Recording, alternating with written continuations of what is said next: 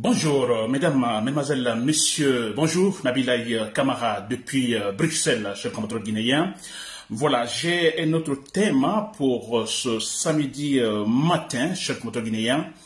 Alors, non, ne vous détrompez pas, c'est toujours un sujet politique. Je vais parler du transport, mais effectivement, c'est purement politique, parce qu'on a toujours dit d'ailleurs qu'en faisant une très bonne politique, bon voilà, c'est qu'on arrive à résoudre pas mal de problèmes économiques, n'est-ce pas, aux problèmes financiers. Donc, je vais parler du transport, mais c'est purement politique aussi, c'est-à-dire au niveau du transport, ça ne va pas, parce que les décisions politiques n'existent pas, ou bien elles existent, mais elles sont mauvaises, n'est-ce pas? Très bien. Alors, j'ai reçu en fait des informations, j'ai été en fait contacté depuis Conakry par certains jeunes, mais parlant, disons, des problèmes de transport à Conakry. Et surtout, bon voilà, d'ailleurs le thème je dis, donc dans la commune de Kaloum à Conakry, alors de lourdes sanctions financières infligées aux motards. Disons sûrement, ce sont des mototaxis, n'est-ce pas? Alors je dis, c'est inadmissible, c'est inacceptable. Voilà. Donc je disais que des informations qui sont venues de Conakry, alors me mettant au fait de cette situation, alors avec l'analyse, tout de suite je vois pas mal de choses irrationnelles, c'est vrai. Alors j'interviens, je vais parler de ce sujet qui est aussi politique, s'il vous plaît. N'est-ce pas? Très bien. Voilà, chers compatriotes guinéens, j'espère que vous êtes là et que vous m'entendez, chers compatriotes guinéens. Très bien. Alors, donc, le sujet, je reprends, à Conakry, dans la commune de Kaloum, en fait, des sanctions ou de lourdes sanctions financières sont infligées aux motards, n'est-ce pas? Alors, c'est inacceptable. Très bien. Alors, chers compatriotes guinéens, je crois que vous le savez tous, n'est-ce pas? C'est un problème chez nous. Le problème de transport, ça c'est vrai. Alors, les faits sont donc les suivants. C'est que à Conakry, j'espère, plutôt, je pense, ça doit être le cas qu'à Kaloum, dans la commune de Kaloum, alors il y a eu en fait des décisions prises par le pouvoir, par le gouvernement, alors interdisant en fait les mototaxis dans la commune de Kaloum. N'est-ce pas? Alors, je n'ai pas tellement d'assurance, mais à un moment donné, j'avais entendu, est-ce que c'est en vigueur ou non? Bon, voilà, n'est-ce pas? Très bien. Alors, cela étant, vous comprenez, chers compatriotes guinéens, alors, comme vous connaissez la Guinée, alors les motards, ces mototaxis ont de sérieux problèmes. N'est-ce pas? Alors, l'information qui m'est parvenue, c'est que de lourdes sanctions financières infligées à ces motards, chaque motard, donc, est affronté, par exemple, à une contravention où il doit payer de 500 000 à 1 million de francs guinéens.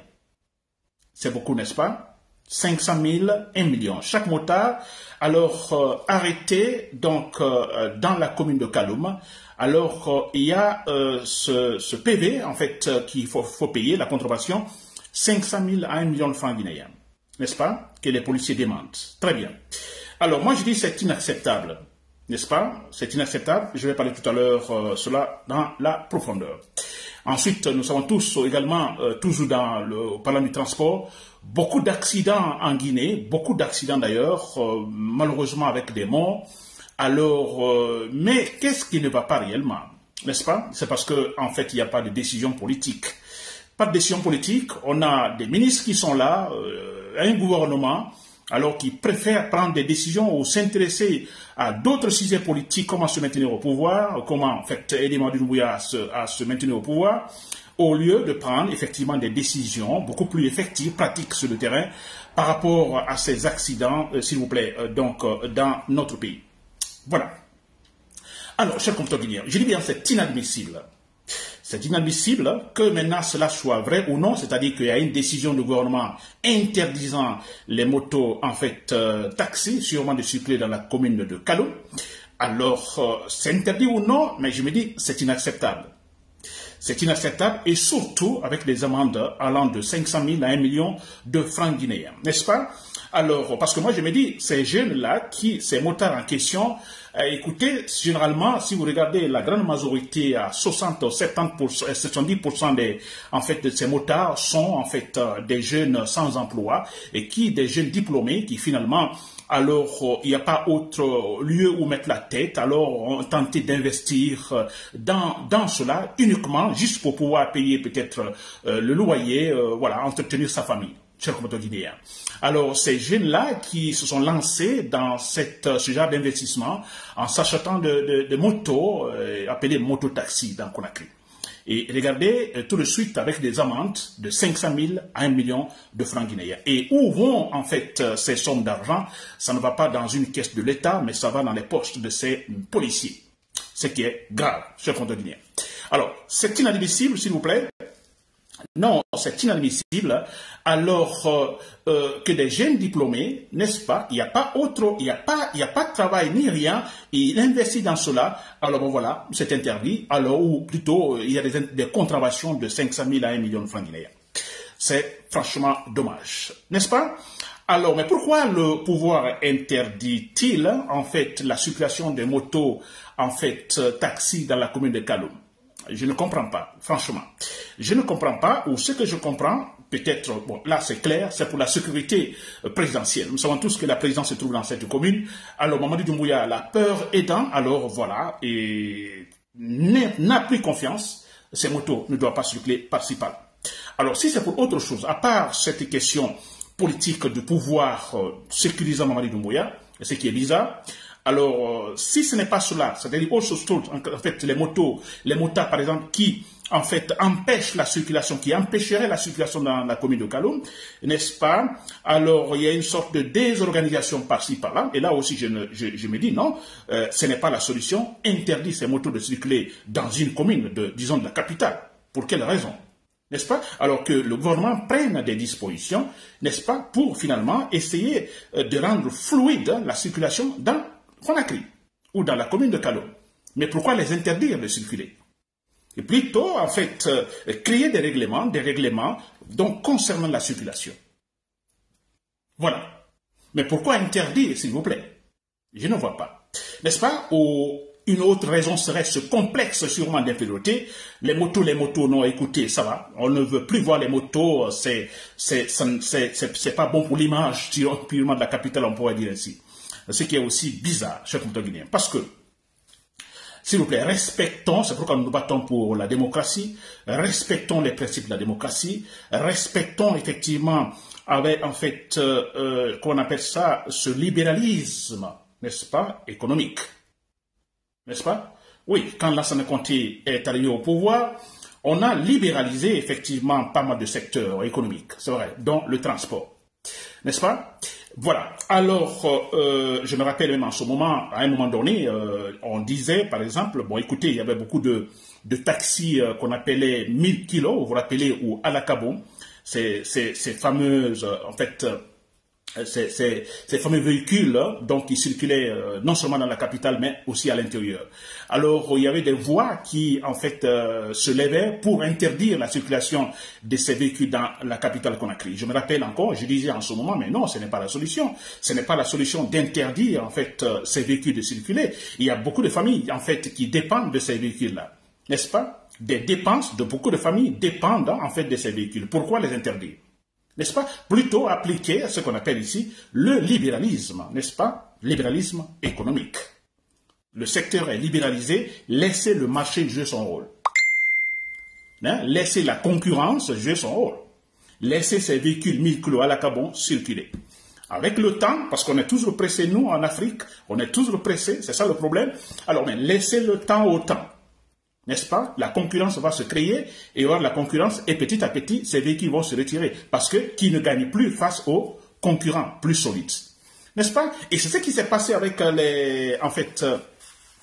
avec les 1000 kilos. Hein. Finalement, vous avez remarqué à un moment donné, on ne voyait plus ces 1000 kilos, c'est à la carbone dans la circulation. Pourquoi? Parce qu'il y a eu des concurrents. On a vu l'arrivée en fait des minibus, beaucoup de minibus qui étaient arrivés. Alors la concurrence était telle que voilà, les 1000 kilos, les Alakab ont été obligés de se retirer. Vous avez donc on peut dire là que en fait on a laissé le marché jouer son rôle.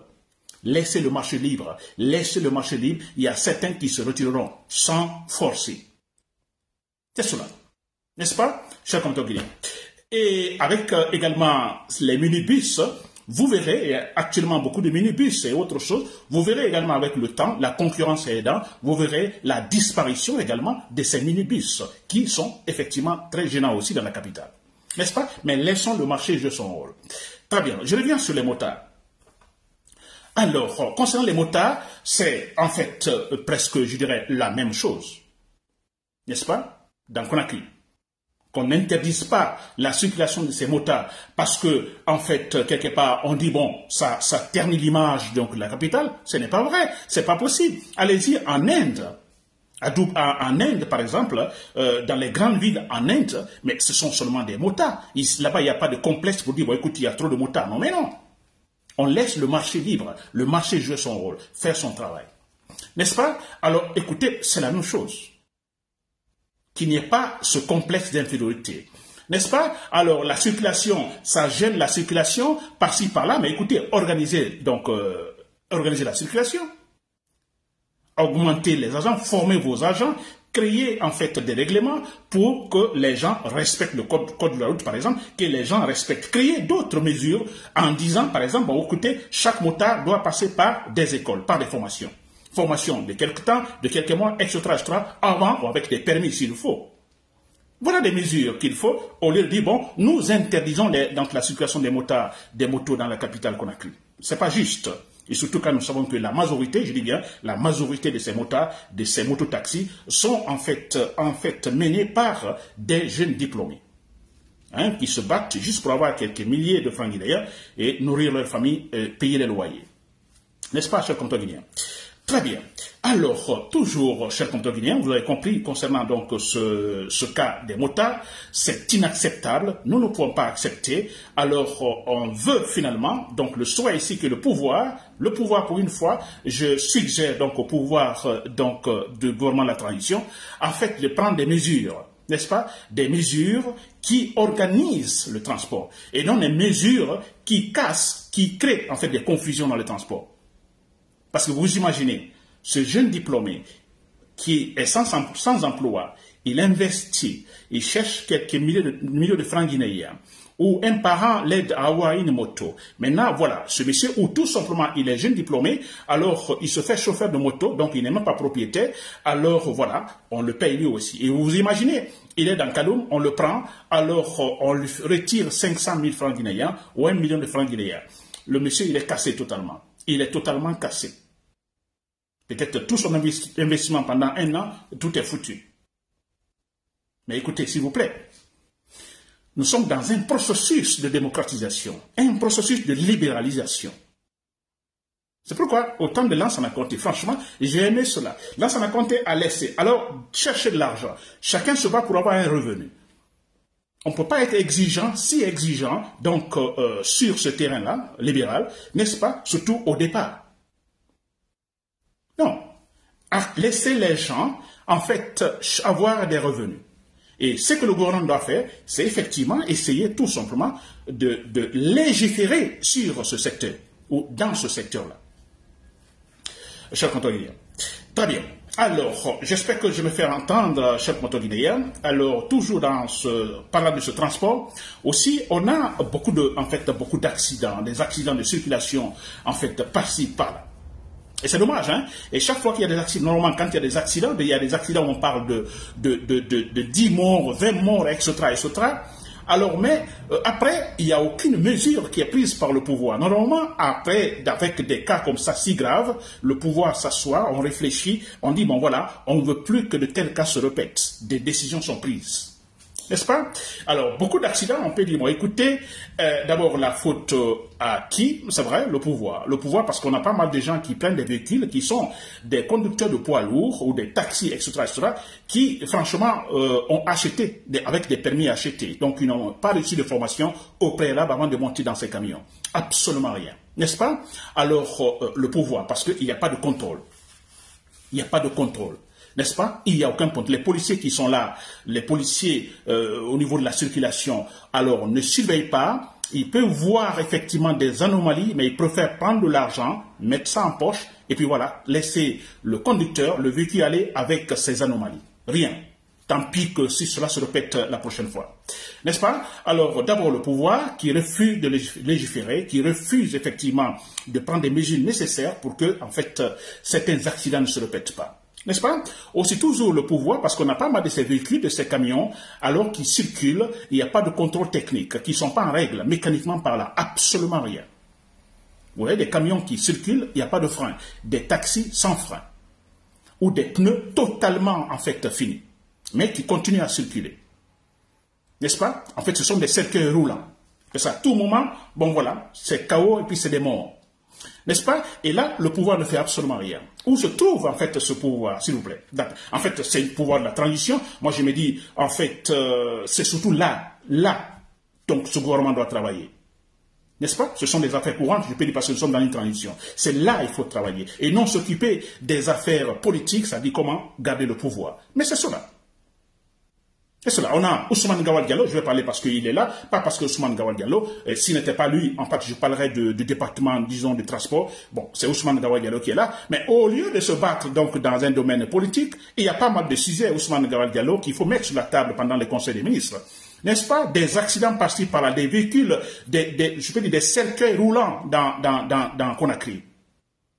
Mais il faut prendre des mesures, s'il vous plaît, pour éviter tout ça. N'est-ce pas? Alors, par exemple, concernant le contrôle technique, n'est-ce pas? Il faut, par exemple, une agence pour cela. N'est-ce pas? Il faut une agence pour cela. Alors, où chaque conducteur, chaque véhicule doit passer, faire le contrôle technique obligatoire. Ça n'est pas fait. Ce n'est pas fait, mais c'est vrai. Ce qui est quand même extraordinaire, cher compteur guinéen. N'est-ce pas? Alors, pas mal de choses sur lesquelles le pouvoir, disons, de la transition doit travailler, mais rien n'est fait, je dis bien rien n'est fait, et tout ce qu'on cherche ici, effectivement, c'est comment préparer, disons, l'avenir politique de Mamadi Doumbouya. Mais c'est tout, c'est quand même incroyable. On dit gouverner, gouvernement. Gouverner, il faut gouverner. Gouverner, ça doit être, on doit avoir des résultats effectifs sur le terrain. Mais c'est vrai, tant de départements ministériels pour rien. Ils ont le budget là-bas pour rien. Absolument rien. N'est-ce pas, cher compteur guinéen? Voilà, donc c'était tout presque, cher compteur guinéen, sur ce sujet. Alors, c'est inadmissible, inacceptable. Donc, le pouvoir empêche, disons, les motards, donc, entrer, par exemple, dans la commune de Kaloum. Je ne sais pas pour quelles raisons, quelles que soient les raisons, c'est inacceptable, cher compteur guinéen. Nous sommes dans un processus de libéralisme économique, n'est-ce pas? Laissez le marché faire son travail. On n'interdit pas les motos de circuler. On ne peut pas interdire les motos, les mototaxis ou mototaxis, donc, dans Conakry. Non, on ne peut pas. Parce que ces motos, taxis, effectivement, c'est source de revenus pour beaucoup de familles. On ne peut pas les supprimer, on ne peut pas les empêcher donc de circuler sur n'importe quel réseau en fait routier en Guinée. Jamais. Laissons le marché faire son travail. Avec la concurrence dans le libéralisme économique, certains se retireront sans qu'on ne les force comme devenir. Voilà, c'était Nabilaï Moussa Kamara depuis Bruxelles. Merci pour l'écoute. Bonne journée. Thank you.